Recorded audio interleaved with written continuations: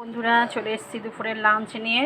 তো মেনুতে আছে গরম গরম ভাত, আছে পুঁই শাকের চচ্চড়ি, আছে মৌরালা মাছের ঝাল আলু বেগুন ধনেপাতা দিয়ে, আছে পেঁয়াজের ডাল মুসুরির ডাল, আর এখানে আছে শসা লেবু, আর এখানে চিকেন হচ্ছে। এই যে চিকেন হচ্ছে, আমাদের বাড়িতে গেস্ট এসছে তাই রান্না তোড়জোড় চলছে। তো চিকেন হয়ে গেছে, নামাবো। আর এদিকে পাঁপড় ভাজা হচ্ছে, এই যে পাঁপড় ভাজা হচ্ছে। আর আছে